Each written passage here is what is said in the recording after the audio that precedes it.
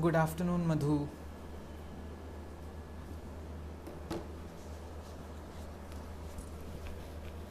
Good afternoon Ruchira. Good afternoon रोली।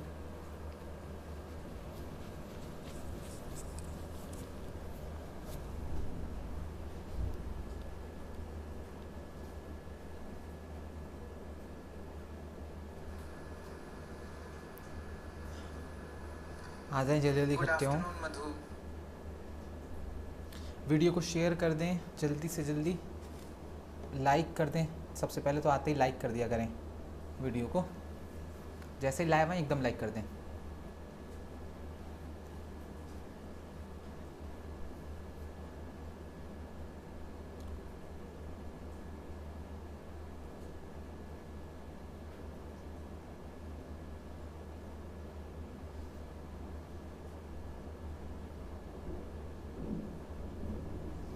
चलिए start करते हैं हम क्लास को।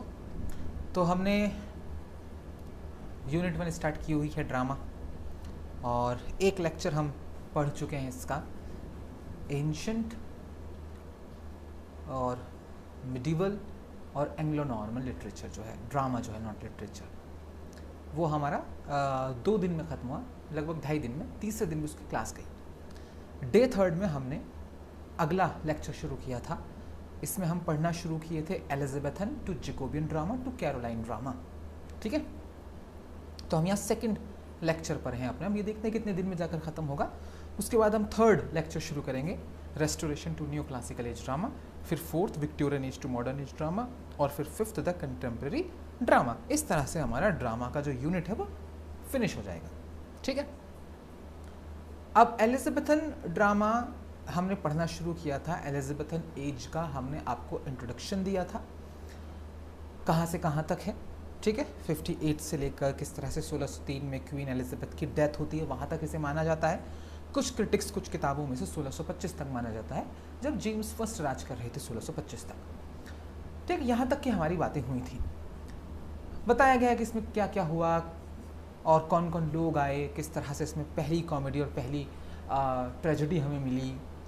फिर हमने एक टॉपिक स्टार्ट किया था यूनिवर्सिटी विट्स करके, वो 7 राइटर्स एंड पोएट्स जो कैम्ब्रिज और ऑक्सफोर्ड के एल्यूमिनाई थे।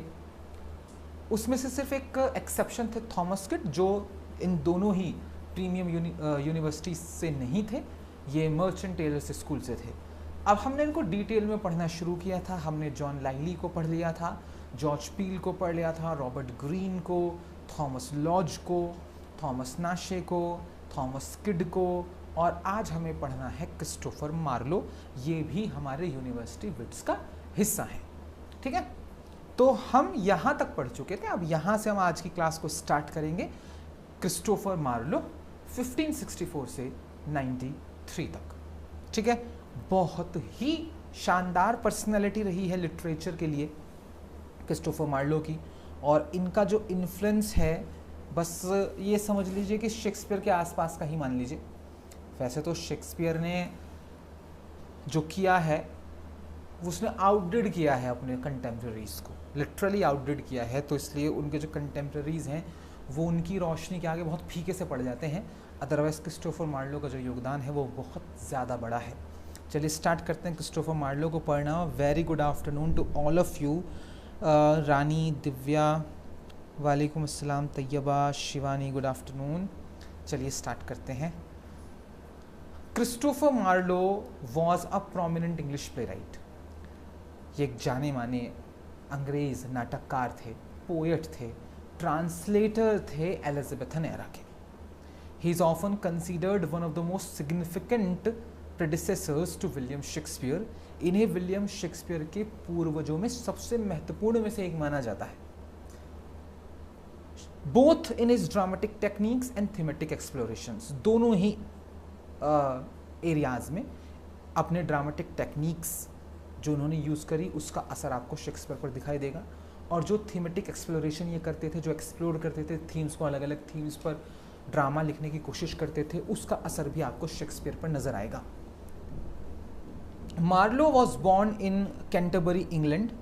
मार्लो जो पैदा हुए थे वॉइस एक्चुअली बाहर बहुत तेज़ बारिश हो रही है, तो आई थिंक उसकी वजह से भी वॉइस आपको थोड़ा कम आ रही होगी। बाकी के स्टूडेंट्स बताइए कि वॉइस आपको कम आ रही है, ठीक आ रही है। अदरवाइज शिवानी कौन है, दिव्या।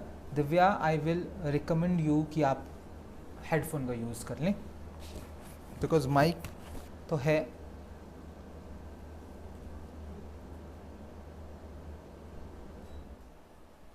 बाकी मैं AC बंद कर देता हूँ ताकि और साउंड क्लैरिटी आए आपको। तो मार्लो जो पैदा हुए थे वो पैदा हुए थे कैंटरबरी इंग्लैंड में, एंड बैप्टाइज्ड ऑन February 26, 1564, और इनका बैप्टाइजेशन हुआ था 26 फरवरी 1564 को, ठीक है। Okay, he attended King's School Canterbury, इन्होंने किंग्स स्कूल ज्वाइन किया था कैंटरबरी का, and later Corpus Christi College, बाद में इन्होंने कॉर्पस क्रिस्टी कॉलेज भी ज्वाइन किया था कैम्ब्रिज का, where he received his bachelor of arts degree in 1584, जहाँ पर इन्होंने BA किया 1584 में और MA किया इन्होंने 1587 में, ठीक है। मेजर वर्क्स, तो ठीक है, तो जिनको वॉइस स्लो आ रही है वो थोड़ा सा, जैसे हमने आपको लास्ट क्लास में बताया था कि हेडफोन का यूज़ करें और अपनी वॉल्यूम को 1 या 2 पॉइंट कम कर दें, ठीक है, और कोशिश करें कि शोर शराबे के आसपास ना बैठे हों आप। मेजर वर्क्स पढ़ते हैं अब इनके भैया। इनकी जो मेजर रचनाएं हैं उसमें से एक तो भैया टम्बरलेन द ग्रेट, याद रखना है आपको नाम।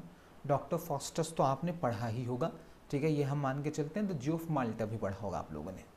एडवर्ड सेकंड और द मैसेकेरेट पेरिस, ये इनकी कुछ महत्वपूर्ण और इम्पॉर्टेंट रचनाएं हैं। Marlowe is credited with popularizing blank verse in English drama. Marlowe को एक क्रेडिट दिया जाता है कि इन्होंने इंग्लिश ड्रामा में ब्लैंक वर्स को पॉपुलराइज किया था। His plays often feature protagonist, इनके प्लेज में प्रायः कुछ प्रोटैगनिस्ट होते थे, नायक होते थे विद इमेंस एम्बिशन, और उन प्रोटैगनिस्ट की, उन नायकों की जो महत्वाकांक्षा होती थी वो बहुत हाई होती थी। कॉम्प्लेक्स साइकोलॉजिकल मोटिवेशंस होते थे, समझ नहीं आता था कि जो ये काम प्रोटैगनिस्ट कर रहा है वो क्यों कर रहा है, बहुत जटिल होते थे किरदार। Contributing significantly to the development of English Renaissance drama, इनकी इन थीम्स ने जो रेनेसांस ड्रामा है उसके विकास में बहुत ही बड़ा योगदान दिया है। जैसे हमने आपको बताया कि क्रिस्टोफर मार्लो का जो ड्रामा लिखने का तरीका था उसने अगली 2-3 पीढ़ियों को इंस्पायर किया था और इन्फ्लुएंस किया था। Marlowe's life was marked by controversy, Marlowe का जो लाइफ है वो कंट्रोवर्सी से भरा हुआ है। इसका जिक्र हमने कल थॉमस किड को पढ़ाते हुए भी किया था आपसे लास्ट क्लास में। इंक्लूडिंग एलिगेशंस ऑफ एस्पिनेज, इनके ऊपर एलिगेशंस लगे थे, एक तो जासूसी के, ठीक है, एथीस्ट थे, और उस वक्त एथीज्म ये समझ लीजिए कि बहुत बड़ा पाप था, जेल भी हुई थी उस वजह से। और ब्लास्फेमी, ब्लास्फेमी कहते हैं ईश निंदा, ईश्वर के खिलाफ इन्होंने कुछ लिखा, कुछ बोला, उस चक्कर में जेल हुई। He was arrested in 1593 for heresy, बहुत इंपॉर्टेंट सन है ये, एग्जाम में पूछा जा चुका है, PYQ है ये UGC नेट का। 1593 में इन्हें अधर्म के लिए, धर्म विरोधी कार्य के लिए गिरफ्तार किया गया, दो he was released on bail, बाद में इन्हें बेल पर रिहा किया गया। Marlowe died under mysterious circumstances, इनकी मौत के ऊपर मूवी बननी चाहिए भाई, और बहुत ज़्यादा रिसर्च होनी चाहिए। और एक्चुअली अगर आप ऑप्ट कर रहे हैं UGC नेट को, अगर आपको कभी वो हो दिक्कत टॉपिक वगैरह चुनने में, तो आप ये टॉपिक चुन सकते हैं, क्रिस्टोफर मार्लो की डेथ के ऊपर रिसर्च कर सकते हैं आप लोग, ठीक है, अच्छा टॉपिक है। तो मार्लो मिस्टीरियस सर्कमस्टांसेस में मरे थे डेप्टफोर्ड में 13 मई 1593 को।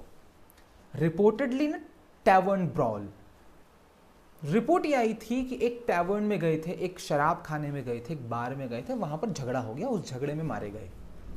But some theory suggest his death was politically motivated, लेकिन कुछ थ्योरी से सजेस्ट करती हैं कि इनकी जो मौत थी वो पॉलिटिकली मोटिवेटेड थी, और वो कोई झगड़े में नहीं मरे थे, उनको मारा गया था, जानबूझकर वो झगड़ा किया गया था ताकि क्रिस्टोफर मार्लो को मारा जा सके, ठीक है। ये सारी बातें आपको क्रिस्टोफर मार्लो की ध्यान रखनी है। तो यूनिवर्सिटी विट्स ये हमारा कंप्लीट हुआ। इन 7 के नाम आपको याद होने चाहिए, आपको ये पता होना चाहिए कि ये 7 पोएट्स एंड राइटर्स कौन है जो यूनिवर्सिटी विट्स का हिस्सा हैं, क्योंकि ये क्वेश्चन PYQ में मिलेगा आपको कि इनमें से कौन एक यूनिवर्सिटी विट्स का हिस्सा नहीं है, ठीक है, तो आपको ये सातों नाम याद होने चाहिए। चलिए अब एक और टॉपिक हम पढ़ते हैं।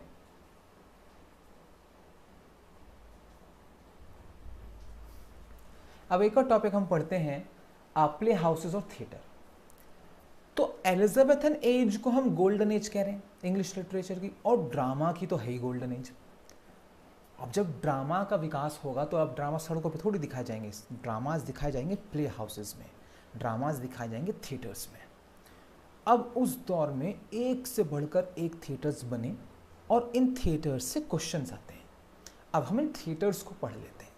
देखिए बने तो बहुत सारे, लगभग 21 से 30 के आसपास बैठेंगे, लेकिन हम कुछ आपको इम्पॉर्टेंट 7 बताएंगे। ठीक है, सुनिएगा। During the Elizabethan era in Britain में एलिजाबेथन एरा के दौरान public entertainment flourished, public entertainment flourish हुआ था, with amphitheatres playing a central role. Amphitheatres जो थे, एम्फी थिएटर्स खुले थिएटर्स होते थे, खुले आसमान के नीचे चारों तरफ सीमेंट की जीने टाइप सीढ़ियाँ बनाई जाती थी, बीच में लोग परफॉर्म करते थे। वो सेंट्रल रोल प्ले कर रहे थे कल्चरल लाइफ में उस जमाने की, उस समय की। The most famous of these amphi theatres were mainly located in London. ज़्यादातर फेमस एम्फी थिएटर्स लंदन में थे। हियर आर 7 नोटेबल वंस, कुछ 7 मुख्य हम पढ़ लेते हैं, इनके सन याद रखिएगा, ये भी PYQ में आ चुका है। ठीक है, पहला है द थिएटर, नाम ही क्या है, द थिएटर। ठीक है भैया, बिल्ट बाय जेम्स बर्बेज, इसको बनाया था जेम्स बर्बेज ने। The theatre was the first permanent theatre in London, ये थिएटर लंदन का पहला परमानेंट थिएटर था। And played a significant role in the development of English drama, और इस थिएटर ने इंग्लिश ड्रामा के विकास में अहम योगदान दिया है। ये 1576 में बना। ठीक है, अगले ही साल द कर्टेन नाम का एक थिएटर बनाया गया। ठीक है, जो कि बड़ा फेमस है, लोकेटेड इन शॉर्डिच, ये शॉर्डिच नाम की जगह पर था। It was the second permanent theatre in London, ये दूसरा परमानेंट थिएटर था लंदन में द थिएटर के बाद। Often associated with early performances of Shakespeare plays, प्रायः द कर्टेन को जोड़ा जाता है कि विलियम शेक्सपियर के शुरुआती प्लेस की परफॉर्मेंसेज द कर्टेन में हुई हैं। ठीक है, बाद में तो आप जानते हैं कहाँ हुई है, द ग्लोब में हुई है, शुरुआती द कर्टेन में मानी जाती हैं। इसके बाद भैया 87 में हमारे सामने आया, लंदन वालों के सामने आया द रोज करके एक थिएटर। इसे बनाया था फिलिप हेंस्लो करके एक आदमी ने। ठीक है, ये आदमी बहुत इंपॉर्टेंट है इंग्लिश लिटरेचर के इतिहास में, एक्चुअली इसका योगदान है। The rose was located on the Philip Henslowe को ऐसे मान लो जैसे बॉलीवुड में कौन, यश चोपड़ा। ठीक है, तो बिल्कुल वैसा। ठीक है, इस दुनिया का यश चोपड़ा मान लीजिए आप उन्हें। The rose was located on the bank side, the rose जो था ये एक नदी के किनारे स्थित था। And became famous for hosting plays by Christopher Marlowe, और ये फेमस हुआ क्योंकि इसमें प्लेस परफॉर्म हो रहे थे क्रिस्टोफर मार्लो के और दूसरे प्ले राइट्स के, जाने माने प्ले राइट्स के।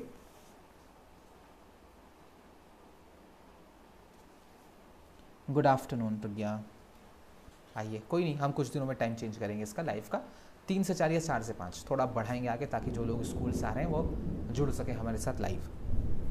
क्योंकि हमें देख रहे हैं कि व्यूज़ हैं वीडियोस पर काफ़ी, लेकिन लाइव स्टूडेंट ज़्यादा नहीं है, तो हम चाहते हैं कि लाइव स्टूडेंट कम से कम हमारे पास काफ़ी सारे हों, 200-250 के आसपास, तो पढ़ाने में मज़ा आए। ठीक है, और उसमें आपका कंट्रीब्यूशन बहुत ज़रूरी है, आपका शेयरिंग, आपकी लाइकिंग, आपका कमेंट, ठीक है, आपका माउथ एडवर्टाइजमेंट, ये बहुत हेल्प करेगा। ठीक है, तो इसलिए वीडियो को लाइक ज़रूर करा करें, जैसे लाइव है एकदम लाइक किया करें आप वीडियो को। चलिए, इसके बाद एक बहुत इंपॉर्टेंट थिएटर आया भैया, द स्वान, ये 1595 में आया। अनदर बैंक साइड थिएटर, ये भी नदी के किनारे था। The swan was known for its large size, swan जाना जाता था अपने बहुत बड़े साइज के लिए, बहुत बड़ा था। ठीक है, and for a brief description and drawing made by a Dutch visitor, एक डच वहाँ पर पहुँचे थे घूमते घूमते, और उन्होंने एक डिस्क्रिप्शन दिया था द स्वान का, और ड्राइंग बनाई थी कि ऐसा दिखता है, which provides valuable information about its structure. वहीं से हमें काफ़ी वैल्यूएबल इन्फॉर्मेशन उसके स्ट्रक्चर संरचना की मिलती है। भैया इसके बाद आया द ग्लोब। अब तक ग्लोब तो आपसे छिपा नहीं है, लिटरेचर से प्यार करने वाले आपके और मेरे जैसे लोग ग्लोब को जानते ही हैं, है ना। द ग्लोब 1599, ये सन बड़ा इंपॉर्टेंट है भैया। Good afternoon Deepika. Perhaps the most famous of all, संभवतः सब में सबसे फेमस। ग्लोब वॉज को owned by Shakespeare's playing company. Globe में कई मालिक थे, उसमें एक मालिक शेक्सपियर की प्लेइंग कंपनी भी थी, यानी शेक्सपियर के मालिक थे। द लॉर्ड चैम्बरलेन्स मेन नाम था उस कंपनी का। It was the venue for many of Shakespeare plays, ये विलियम शेक्सपियर के कई प्लेस का वेन्यू रहा है। इसके बाद अगले ही साल 1600 में द फॉर्च्यून करके एक थिएटर बनवाया गया था। ये भी बनाया था फिलिप हेंसलॉय ने, जो ऊपर हमने पढ़ा है, हमने कहा यश चोपड़ा है भैया वहाँ गए, और एडवर्ड एलन ने। The Fortune was located north of the city of London, ये लंदन के नॉर्थ में था, and was design to compete with the globe, और इसे इस तरह से डिजाइन किया गया था कि ग्लोब से compete कर सके, ठीक है, क्योंकि ग्लोब बहुत अच्छा बिजनेस कर रहा था। Good afternoon Sarika. The red bull 1605 में आया। This theatre was located in Clerkenwell, ये क्लर्कनवेल नाम की जगह पर था, and became known for its rowdy audiences, और ये अपने राउडी ऑडियंसेस के लिए फेमस हुआ। बदतमीज़ ऑडियंस, जैसे हमारे शहरों में कुछ सिंगल स्क्रीन्स होती हैं जहाँ पर इस तरह के लोग जाते हैं फिल्म देखने, जो सीटियाँ बजा रहे हैं, गुटखा खा के वहीं थूक रहे हैं, ठीक है, कपड़े उतार के, शर्ट उतार के, घुमा घुमा के, है ना, शोर मचा रहे हैं, उस तरह का एक ये वो था play house. And for hosting both plays and other forms of popular entertainment, यहाँ पर प्लेज भी होस्ट होते थे, दूसरे जो फॉर्म्स थे एंटरटेनमेंट की वो भी होती थी, ठीक है। These amphitheaters were essential in development of English drama। अब ये जितने भी amphitheaters हमने 7 नाम पढ़े, ये बहुत ही essential, बहुत ही महत्वपूर्ण थे, मुख्य थे इंग्लिश ड्रामा के डेवलपमेंट में। Provided venues for the works of playwrights, इन्होंने वो जगहें दी प्लेराइट्स की रचनाओं को, जैसे कि William Shakespeare, Christopher Marlowe, Ben Jonson. The Red Lion 1567 is considered the first English theatre. एक क्वेश्चन है, पहला English theatre the Red Lion को माना जाता है, जो 1567 में बनाया गया था, ठीक है, ये बड़ा इंपॉर्टेंट क्वेश्चन है, इस बात को याद रखिएगा। First English theatre the Red lion. चलिए अब उस शख्स के बारे में पढ़ लेते हैं जिस शख्स के वजह से एलिजाबेथन एरा गोल्डन है, और उस शख्स को पढ़ लेते हैं जिसकी वजह से एलिजाबेथन एरा को द एज ऑफ शेक्सपियर भी कहते हैं, विलियम शेक्सपियर, ठीक है। जितना पढ़ा जाए उतना कम है इस आदमी के बारे में। हर बार हम इसके बारे में कुछ पढ़ाते हैं, हर बार जब नोट्स बनाते हैं, हर बार हमें कुछ नया पता लगता है शेक्सपियर के बारे में। अच्छा है, अच्छा ऐसा भी है, ठीक है। तो ये तो भाई बहुत गहरा समंदर है विलियम शेक्सपियर, जितना गोता मारा जाए कम है। चलिए पढ़ते हैं। William Shakespeare often referred to as the bard of Avon.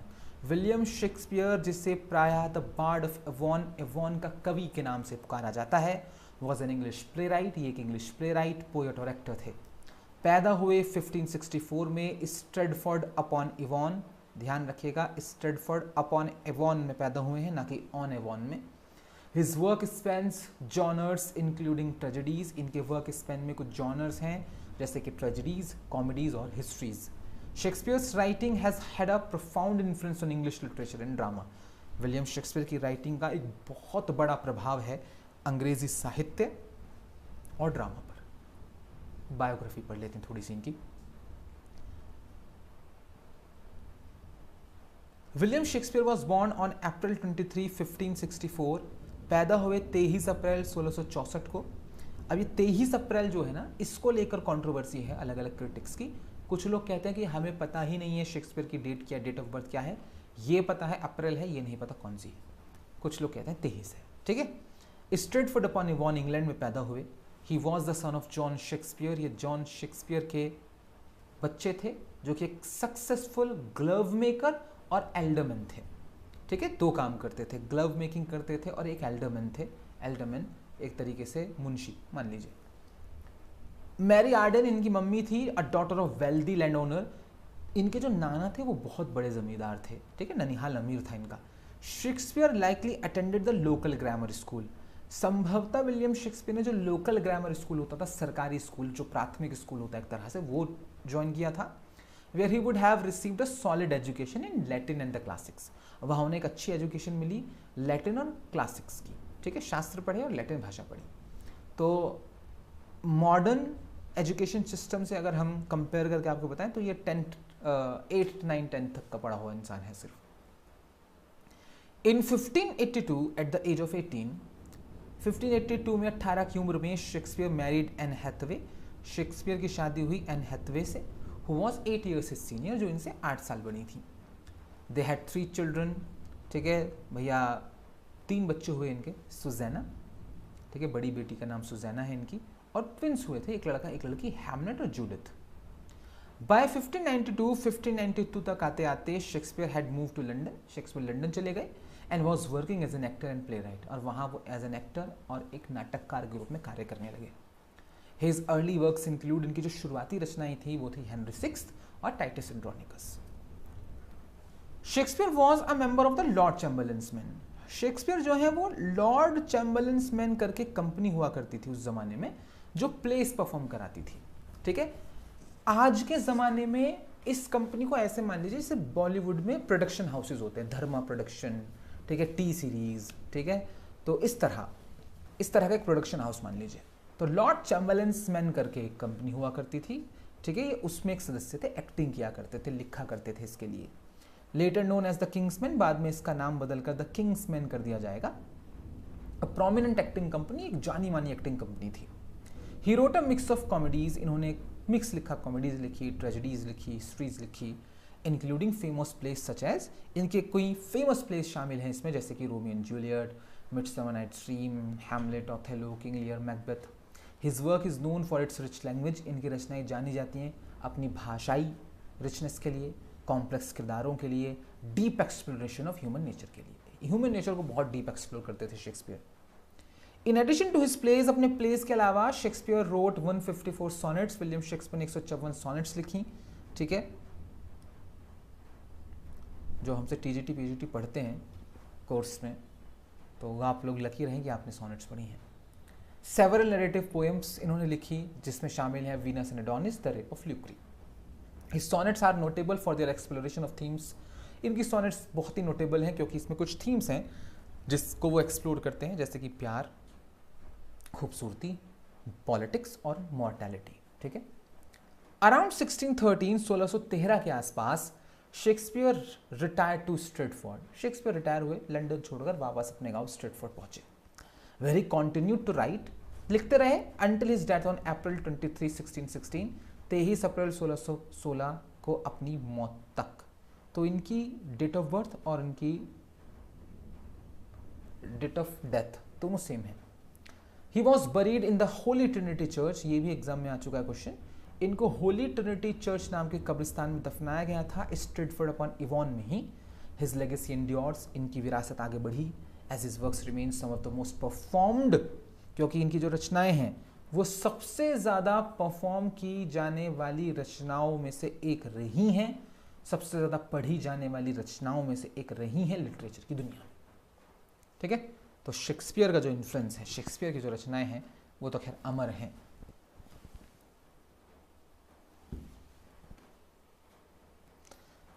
अब शेक्सपियर के प्लेस के बारे में पढ़ लेते हैं। William Shakespeare's plays are typically categorised into 3 main genres. William Shakespeare के प्लेस को टिपिकली 3 जॉनर्स में हम डिवाइड करते हैं, ट्रेजेडीज में, कॉमेडीज में और हिस्ट्रीज में। Here is the list of some of the most notable works in each category.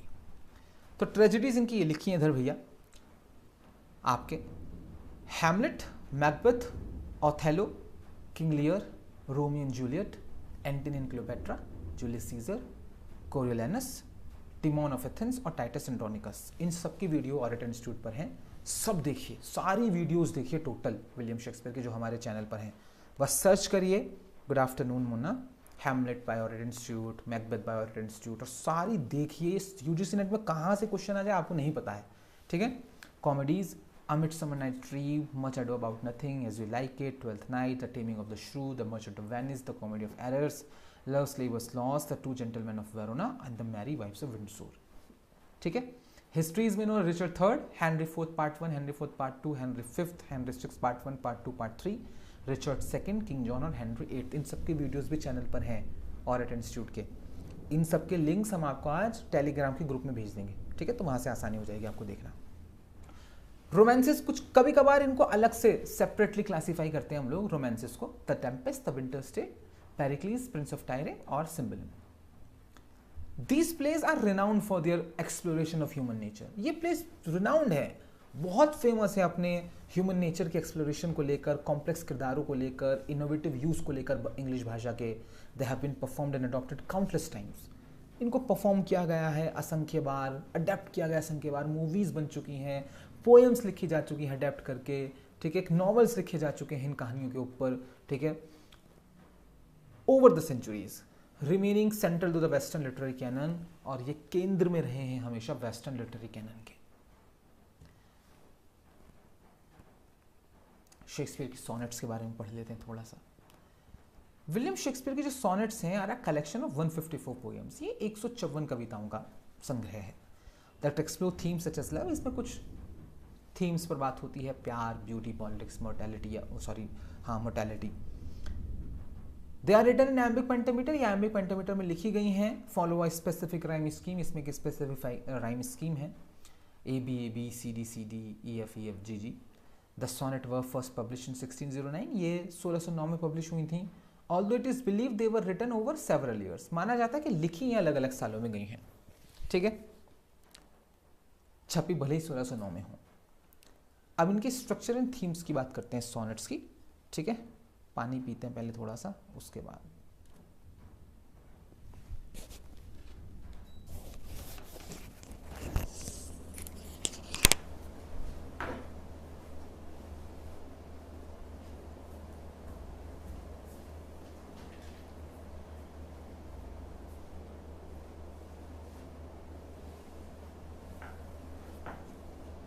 Good afternoon Satya, मैं कल आपका नाम भूल गया हूँ।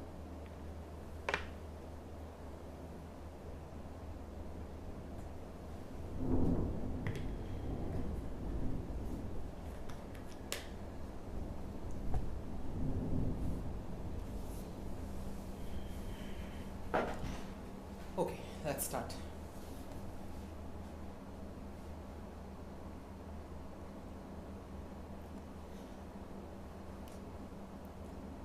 तो कुछ सोनेट है प्रोक्रिएशन सोनेट्स। 1 से लेकर 17 तक जो सोनेट्स हैं उन्हें हम प्रोक्रिएशन सोनेट्स कहते हैं, ठीक है। प्रोक्रिएशन का मतलब क्या होता है? बच्चे पैदा करना, ठीक है, उसे प्रोक्रिएशन कहते हैं। तो बच्चे पैदा करने वाली सोनेट्स अच्छा पहले मैं आपको कुछ बता देता हूं। इन सोनेट्स में 3 कैरेक्टर्स हैं। एक कोई फेयर यूथ है, फेयर लॉर्ड भी बोलते हैं कभी कभार, जिससे विलियम शेक्सपियर प्यार करते हैं, और वो लड़का है, ठीक है, तो होमोसेक्सुअलिटी है यहाँ पर, समलैंगिकता। एक लड़की है, डार्क लेडी कहा गया है जिसे, ठीक है, उससे भी शेक्सपियर प्यार करते हैं। और एक कोई राइवल पोएट है, प्रतिद्वंदी कवि, ठीक, जो फेयर लॉर्ड को हड़प लेगा विलियम शेक्सपियर से, नरेटर से, ठीक है। ये 3 लोग हैं इसमें सोनेट्स में।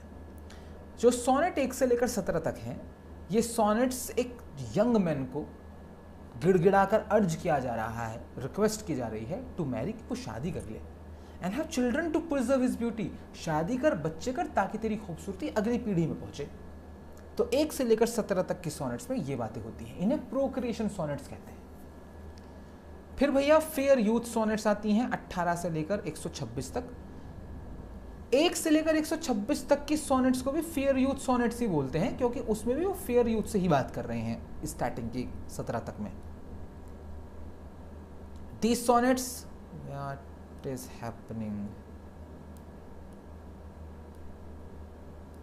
फेयर यूथ सोनेट्स जो 18 से 126 तक जाती हैं, These sonnets are addressed to a young man। इसमें एक जवान आदमी को संबोधित किया जा रहा है, एक्सप्रेसिंग डीप एडमिरेशन अफेक्शंस, अपनी डीप एडमिरेशन अफेक्शन दिखाए जा रहे हैं कि मैं बहुत प्यार करता हूँ तुमसे। Famous sonnets in this series include, इस पूरी सीरीज में जो फेमस सोनेट्स हैं, एक तो सोनेट 18 जो बहुत ही ज़्यादा इंपॉर्टेंट है, बहुत ही ज़्यादा फेमस है, वो है shall I compare thee to a summer's day. बहुत ही रोमांटिक है, बहुत ही रोमांटिक है। Sonnet 29 when in disgrace with fortune and men's eyes. Sonnet 55 not marble not the gilded mountains. Sonnet 116 बहुत इंपॉर्टेंट है, let me not to the marriage to true minds. और sonnet 126 concludes the fair use sequence with a summary of themes। ठीक है, इसके बाद आती है dark lady sonnets जो 127 से 152 तक जाती हैं। ठीक है, 30 सोनेट्स एड्रेस अ मिस्टीरियस वुमन। ये सोनेट्स में एड्रेस किया जा रहा है एक रहस्यमयी महिला को, with whom the poet has a tumultuous and complex relationship, जिसके साथ हमारे कवि का एक बहुत ही जटिल सा रिश्ता है, जैसे आजकल हमारे भाषा में बोलते हैं कॉम्प्लिकेटेड। ठीक है, कॉम्प्लिकेटेड सा रिश्ता है, थोड़ा सा टॉक्सिक से रिलेशनशिप है। नोटेबल सोनेट्स इंक्लूड, कुछ नोटेबल सोनेट्स इसमें है 130, sonnet 130 my mistress eyes are nothing like the sun, बहुत अच्छी है, बहुत अच्छी सोनेट है। एक सोनेट 138 है, when my love swears that she is made of truth. इसमें इनके किरदार पर उंगली उठाई है विलियम शेक्सपियर ने। फिर दो फाइनल सोनेट्स हैं, एक 153 एंड 154 करके। These two sonnets are adaptations of classical themes. ये क्लासिकल थीम्स की एडेप्टेशन है about the power of love and lust. इसमें प्यार और हवस की ताकत को दिखाया गया है, और ये इसमें क्यूपिड का जिक्र है, द गॉड ऑफ लव का, 153 एंड 154 में। Facts about Shakespeare. शेक्सपियर के बारे में कुछ फैक्ट्स पढ़ना है हमें। Actors Henry Condell and John Heminges, बहुत इंपॉर्टेंट क्वेश्चन है, अगर डिफिकल्ट एग्जाम बनता है यूजीसी नेट का तो ये पूछा जाएगा। दो एक्टर्स थे, हेनरी कॉन्डेल और John Heminges, published his plays as a collection. इन दोनों ने विलियम शेक्सपियर के प्लेस को पब्लिश कराया। ठीक है, known as the first folio, जिसे कहा जाता है द फर्स्ट फोलियो, 1623 में। तो विलियम शेक्सपियर का, ठीक है भैया, फर्स्ट फोलियो 1623 में आया था, तो ये बात याद रखिए। किन लोगों ने छपवाया था, ये दोनों के नाम याद रखिए, हेनरी कॉन्डेल और जॉन हैमिज ने करवाया था, ये बात आपको याद रखनी है। ठीक है, Shakespeare's works include a category called problem pledge.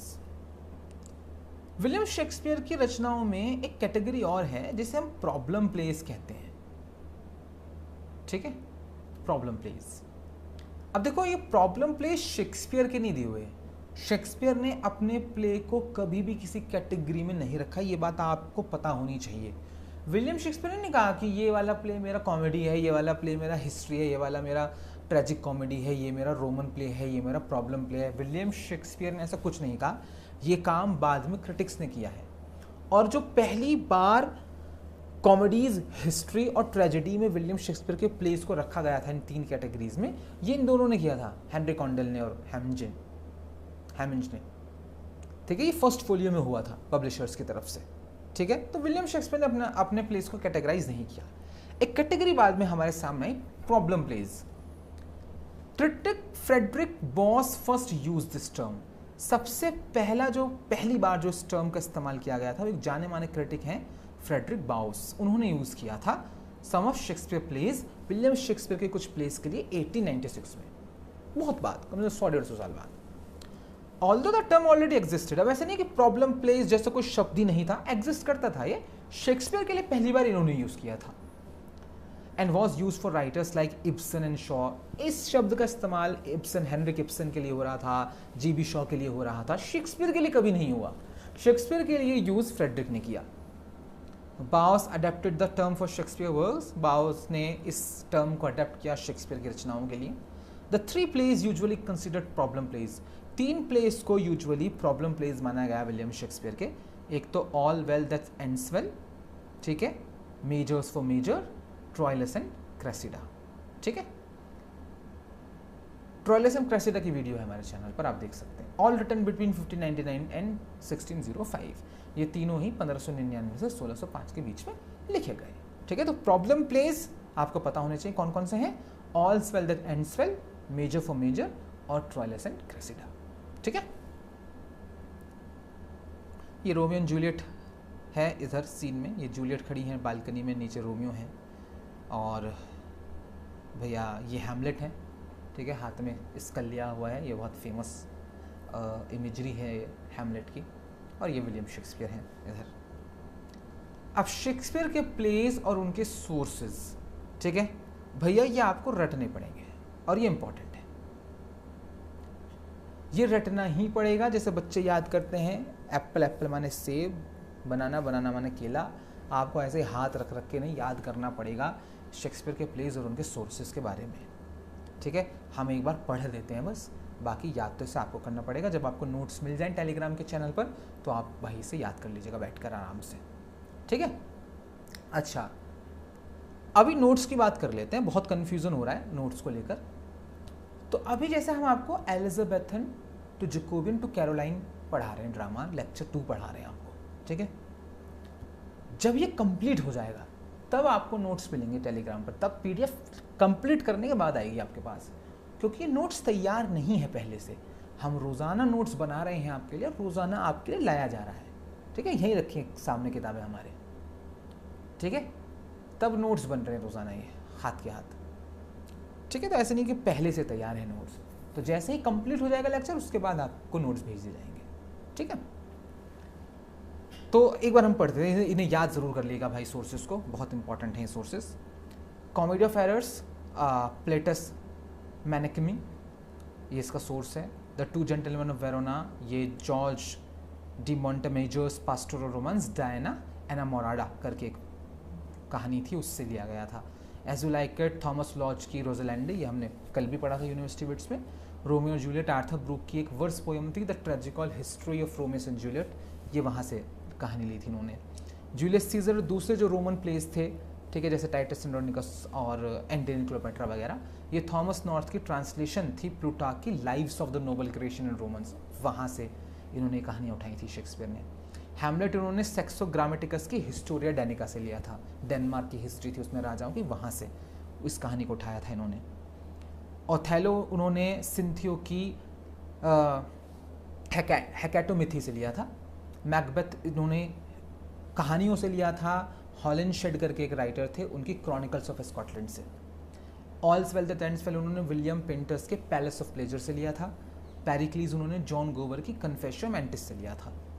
Cymbeline उन्होंने, ठीक है, बोकाशियो की डेकामेरॉन से लिया था। और द विंटर स्टील उन्होंने रॉबर्ट ग्रीन की पास्टोरल रोमांस, ठीक है, एक कविता थी उनकी पेंडोस्टो, या उसे द ट्रायम्फ ऑफ टाइम भी कहते थे, वहाँ से लिया था।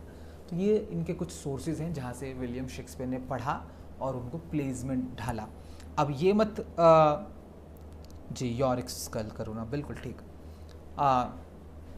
अब ये बिल्कुल भी मत मानिएगा आप लोग कि विलियम शेक्सपियर ने चोरी की है, ठीक है। विलियम शेक्सपियर तो बड़ा बेकार इंसान है, कहानी किसी और की और नाम शेक्सपियर का हो रहा है।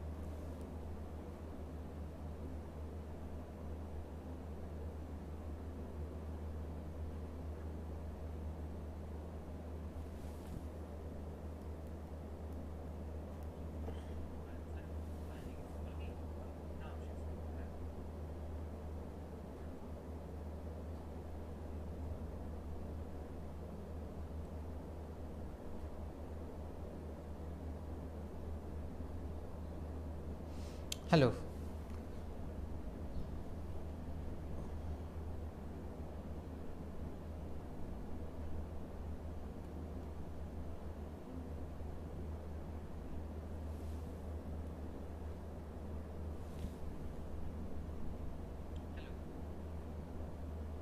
आवाज़ आ रही है आप लोगों को मेरी?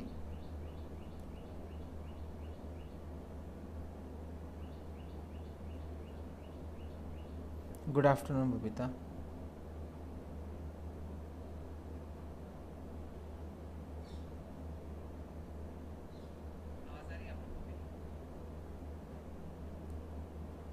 कुछ नहीं, हमारा कैमरा बंद हो गया है, तो आवाज़ अगर आपको ठीक आ रही है तो मैं कंटिन्यू करता हूँ।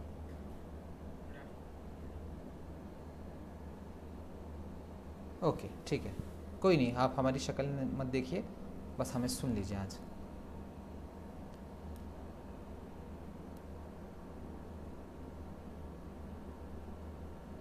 ओके ओके, कोई नहीं। तो हम ये बता रहे थे कि शेक्सपियर ने इनको कॉपी नहीं किया है, शेक्सपियर ने चीट नहीं किया है, शेक्सपियर ने अडेप्ट किया है, ठीक है। अब शेक्सपियर ने अडेप्ट किया है का क्या मतलब है कि एक पोयम है, उस पोयम को प्ले में ढालना, एक्ट 1, एक्ट 2, एक्ट 3, कैरेक्टर्स को डेवलप करना, सीन्स को डेवलप करना, वो बहुत डिफिकल्ट और बहुत इंपॉर्टेंट काम है।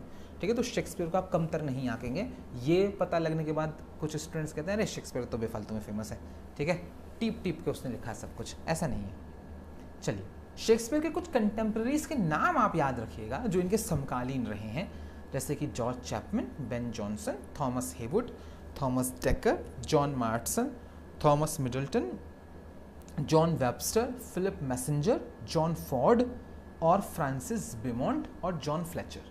ठीक है, ये भैया हमारे विलियम शेक्सपियर के कंटेम्प्रेरीज हैं। इनमें से कुछ अभी हम डिटेल में पढ़ेंगे जो एलिजाबेथन एरा के इस दौर के कुछ महत्वपूर्ण नाम हैं। जैसे कि अगला राइटर हम पढ़ेंगे फ्रांसिस बेकन। भैया आप एलिजाबेथन एरा पढ़ रहे हैं और फ्रांसिस बेकन को छोड़ दें तो भाई कुछ गड़बड़ है, इसका मतलब आपके पढ़ने में, है ना। फ्रांसिस बेकन का बहुत बड़ा योगदान इस दौर में। ठीक है, तो हम इनके बारे में भी पढ़ लेते हैं थोड़ा सा।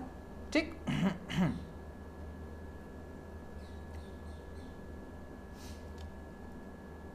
Francis Bacon was an English philosopher. ये इंग्लिश फिलोसोफर थे, स्टेट्समैन थे, साइंटिस्ट थे, ऑथर थे, जो 1561 से 1626 तक रहे। He is often credited with developing the scientific method. इनको प्रायः क्रेडिट दिया जाता है कि इन्होंने साइंटिफिक मेथड को डेवलप किया था, ठीक है, और प्रमोट किया था एम्पायरिकल रिसर्च को। ये दो इंपॉर्टेंट बातें हैं, एक तो साइंटिफिक मेथड रिसर्च की, कि रिसर्च कैसे करते हैं, और एम्पायरिकल रिसर्च पर फोकस किया था कि वो रिसर्च जो एम्पायरिकल का मतलब होता है अनुभवजन्य, जो एक्सपीरियंस से आती है। जब आप पीएचडी करने लगेंगे और जब आप रिसर्च करेंगे, ठीक है, रिसर्च पेपर्स लिखेंगे, ठीक है, रिसर्च वर्क करेंगे, तो वो जो जिन मेथड्स का आप यूज़ करेंगे वो बहुत सारे लोगों के योगदान से उनका निर्माण हुआ है, लेकिन उसकी शुरुआत फ्रांसिस बेकन की है। Bacon's works laid the foundation of modern scientific inquiry. Bacon की रचनाओं ने ही जो मॉडर्न साइंटिफिक इंक्वायरी उसकी नींव को रखा था। इन्फ्लुएंस लेटर थिंकर्स, बाद के थिंकर्स को इन्फ्लुएंस किया था। हिज नोटेबल वर्क्स इंक्लूड, इनकी सबसे फेमस रचना जो है वो है भैया Novum Organum, which outlines his method of scientific investigation, जिसमें इनके मेथड्स इन्होंने बताए हैं कि साइंटिफिक इन्वेस्टिगेशन कैसे की जाती है। इसके अलावा द एडवांसमेंट ऑफ लर्निंग करके इनकी एक रचना है बहुत famous, the advancement of learning, which argues for the importance of knowledge and learning. इसमें वो आर्ग्यू करते हैं कि ज्ञान और लर्निंग कितनी महत्वपूर्ण है। Bacon also served as attorney general. ये अटॉर्नी जनरल भी रहे अपने देश के, लॉर्ड चांसलर ऑफ इंग्लैंड भी रहे। दो his career ended in disgrace, लेकिन भैया करियर बहुत डिसग्रेस, बड़ी बेइज्जती होकर मरे भैया, क्योंकि करप्शन के चार्जेस साबित हो गए थे इनके ऊपर। ठीक है, कुछ मेजर वर्क्स इनके हैं हमारे सामने। एक तो नोवम ऑर्गेनम जिसका जिक्र ऊपर हुआ, ईयर भी याद रखिएगा 1620। This is perhaps beckons most significant work, शायद सबसे महत्वपूर्ण रचना इनकी है। Outlining is method for scientific investigation, इसमें अपने मेथड गिनाते हैं साइंटिफिक इन्वेस्टिगेशन के। लेकिन the foundation for modern empirical research, जो मॉडर्न अभी एम्पायरिकल रिसर्च है उसकी फाउंडेशन है ये किताब। द एडवांसमेंट ऑफ लर्निंग है 1605 में। ठीक है, अपनी इस रचना में Bacon argues for the importance of knowledge in education, advocating for the advancement of learning and scientific inquiry. ठीक है, फिर एसेज लिखी इन्होंने, तो 3 बार एसेज का कलेक्शन आया इनके। एक तो आया 1597 में, फिर आया 1612 में, फिर आया 1625 में। Bacon's essays cover a wide range of topics. Bacon के एसे में कई टॉपिक्स पर एसे हैं इनके। ऑफरिंग इनसाइट्स ऑन एथिक्स, उसमें वो एथिक्स पर बात करते हैं, पॉलिटिक्स पर बात करते हैं, ह्यूमन बिहेवियर पर बात करते हैं। जो कुछ जाने माने एसेज हैं वो है of studies, of truth, of revenge, जिसमें ऑफ स्टडीज़ और ऑफ ट्रुथ शायद एलटी के सिलेबस का भी हिस्सा है आपके यूपीएलटी ग्रेड का। बाकी हमारे पास एक बुक थी एमए में, द एसेज ऑफ बेकन, और उसमें 25 एसे थे। उसमें से 25 में से 4 थे शायद हमारे एमए के सिलेबस में किसी ईयर में। तो वो हमने 25 के 25 पढ़े थे और हम मतलब दीवाने हो गए थे बेकन के कि यार ये कोई इतना अच्छे से कैसे लिख सकता है। कोई बहुत प्यारे ऐसे लिखते थे। इसके अलावा इनकी एक रचना है बहुत फेमस है ये भी भैया, द न्यू एटलांटिस 1627। ये अनफिनिश्ड वर्क है। ये एक यूटोपियन नोवेल है। यूटोपियन नोवेल ऐसे नोवेल को कहा जाता है जहाँ पर किसी ऐसे समाज का जिक्र हो जहाँ सब कुछ परफेक्ट है। द डेपिक्ट्स अ सोसाइटी, इसमें वर्णन है एक समाज का गवर्न बाय साइंटिफिक नॉलेज। वो समाज जो चलता है साइंटिफिक नॉलेज से, डिस्कवरी से। द ग्रेट इंस्टीट्यूशन 1620, ये प्रपोजल है एक for a new system of scientific inquiry. इसमें एक प्रस्ताव पेश करता है कि नई साइंटिफिक इंक्वायरी कैसे की जानी चाहिए, aiming to overhaul the prevailing approaches to learning and knowledge. इसमें वो जो मौजूदा तौर तरीके हैं लर्निंग के, नॉलेज के, वो उसको हटाने की कोशिश कर रहे हैं कि इनको हटाइए और नई तरीके अपनाइए लर्निंग के, नॉलेज के। इसके अलावा एक इनकी रचना है डी ऑगमेंटिस सेंटेरियम, मैं आई थिंक गलत भी प्रोनाउंस कर सकता हूँ इस वर्ड को। This is an expanded version of the advancement of learning. जो एडवांसमेंट ऑफ लर्निंग है उसका सीक्वल है ये। Further developing beckons ideas on the classification of knowledge. इसमें भी बेकन ने अपने आइडियाज़ का वर्गीकरण किया है कि ज्ञान क्या है, साइंटिफिक मेथड्स क्या हैं, उनके बारे में जिक्र करते हैं। ठीक है, तो एलिजाबेथन एरा तक का काम हमारा हो गया। 1603 आ चुका है। ठीक है, और भैया हमारी जो क्वीन एलिजाबेथ हैं उनकी डेथ हो चुकी है।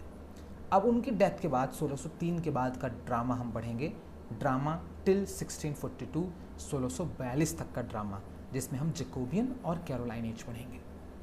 ठीक है, यहाँ से हम कल कंटिन्यू करेंगे। आज की क्लास को यहीं ख़त्म करते हैं। ठीक है, अब इस वीडियो को शेयर कर दीजिएगा अपने दोस्तों के साथ, अपने व्हाट्सएप स्टेटस इस पर कमेंट कर दीजिएगा, इसको लाइक कर दीजिएगा, और कोशिश करिए कि आप सब लोग लाइव रहें। कल हम पढ़ेंगे ड्रामा टिल 1642, जैकोबियन और कैरोलाइन एज के ड्रामास पढ़ेंगे हम कल। और एक सबसे बहुत इंपॉर्टेंट अनाउंसमेंट जो हम कर रहे हैं, ऑरेटन इंस्टीट्यूट का ऐप आप डाउनलोड करेंगे। करुणा ने देखिए लिंक भेजा हुआ है आपके चैट बॉक्स में। ठीक है, और इस वीडियो के डिस्क्रिप्शन बॉक्स में भी लिंक है हमारे ऐप का। आप ऐप डाउनलोड कर लीजिए अगर आपने ऐप डाउनलोड नहीं किया हुआ है। जब हमारा एक यूनिट कंप्लीट हो जाएगा तो आप लोगों का एक टेस्ट लेंगे हम लोग। ठीक है, फ्री टेस्ट होगा, वो ऐप पर ही होगा, और वो एक पर्टिकुलर टाइम पे होगा। जैसे यही फॉर एग्जांपल 2 से 3 होगा, 3 से 4 होगा, उसी टाइम दे सकते हैं। उसके बाद वो टेस्ट दिखेगा भी नहीं आपको। तो आप वो ऐप डाउनलोड कर लीजिए, टेस्ट के लिए तैयार रहिए, पढ़ते रहिए। जब ये कंप्लीट हो जाएगा आपका ड्रामा तो उसके बाद एक टेस्ट लेते हैं आप लोगों का। ठीक है, देखिए फिर से हमारे पास लिंक आया है, करुणा ने भेजा है। ठीक है, तो ये तो टेलीग्राम ग्रुप का बैच है, टेलीग्राम ग्रुप जो है उसका लिंक है। और Karuna, I would request you to please send the link of app as well please. Okay, जिसने डाउनलोड कर लिया वो तो कोई दिक्कत ही नहीं है, जिसने नहीं किया है वो डाउनलोड कर लिया।